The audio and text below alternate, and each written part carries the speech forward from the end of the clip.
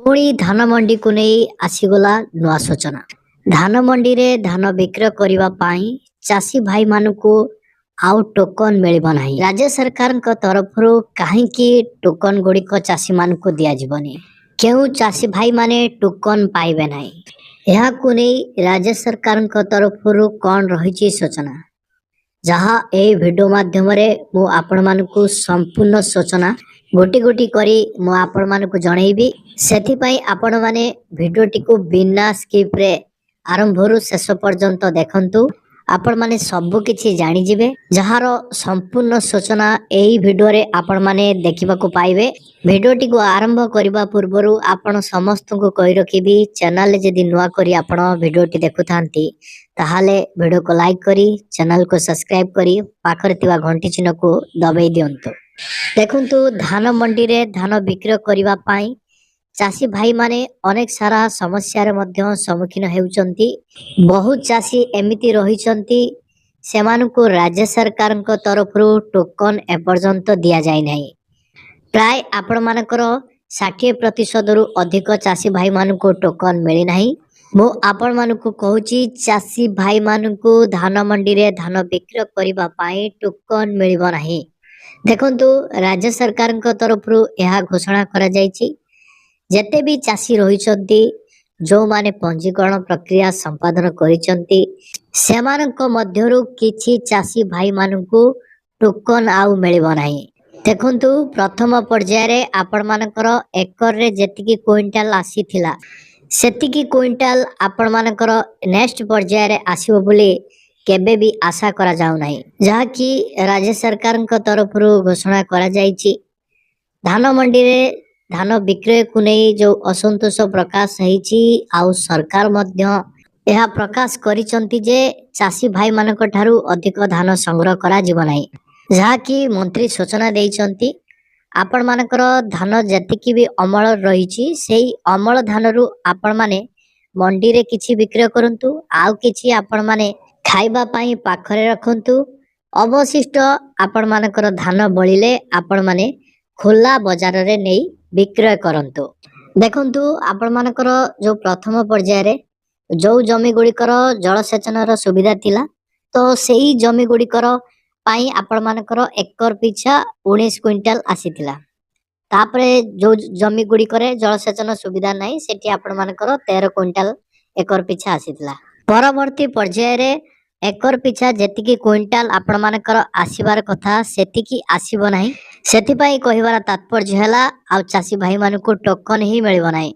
आउ 2 दिन परे जिल्ला रे धान संग्रह प्रक्रिया को 3 सप्ताह परिबो अथच एपर्यंत धान विक्रय बटा स्वाभाविक होई पारि नाही। जिल्ला रो मंडी को विक्रय पई जेउ हार रे धान आसुची सेही अनुपात रे धान किना जाउ नथिबा अभियोग होईची।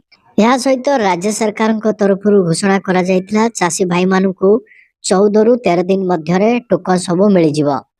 जहाँ मान्यवर जुगाड़ मंत्री कृष्ण चंद्र पात्र मध्य सूचना देइथिले जो चासी भाई माने पंजीकरण करिसंती समस्त को टोकन मिलिबो बोली प्रतिश्रुति देइसंती। देखंतु जो मानकर टोकन आसीला से माने भल भाबरे मंडी रे धान विक्रय करि परिबे नाही। मंडी रे जो मिलर माने अछंती सेही मिलर माने ही बेसी आपण मानकर कटनी छटनी करूचंती। चासी भाई मानक मध्यरे मध्य असंतोष प्रकाश पाइची। चासी भाई कमेंट्स करिथिले कि जे जो मिलर माने रहिचंती से माने बहुत धान मंडी रे आपण मानकर 4 रु 5 केजी धान कटा जाउची। देखंतु मिलर को पाखरे बहुत सारा धान स्टॉक हेकि रहिची जहा फल रे आगामी पर्याय रे जो चासी भाई माने टोकन पाइबे एकर पिछा आपण मानकर जेतिकी क्विंटल थिला ताहा कटिकी आपण मानकर आसीबो जहा आमे आशा करूछु। ता सहित जिल्लार मंडी को विक्रय पई जेउ हार रे धान आसुची सेही अनुपात रे धान किना जाउ नथिबा अभियोग मध्य होईची। फल रे कोन होउची ना मंडी गुडी करे विक्रय अपेक्षा रे पड़ी रहुतिबा धान दिन को दिन बढ़िबार लागिची।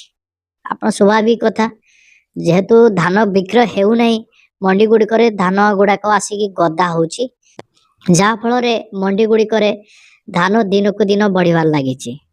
केवल सेतिकी नुहे आज्ञा जिलार अनेक चासी पाखकु एपर्यंत धान विक्रय टोकन मध्य पहुंची पारि नाही। अन्य पटे एथर केंद्र सरकार धान क्विंटाल प्रति आपण मानकर 69 टंका वृद्धि करिथिबारु चाषी महल रे खुशी प्रकाश पाइथिला। बहुत चाषी मध्य खुशी हेतले जहाउ 69 टंका बढ़ीची। किंतु राज्य सरकार धान क्विंटाल बाबद को देइथिबा इनपुट सब्सिडी रु आपण मानकू 69 टंका ह्रास करि दउचंती।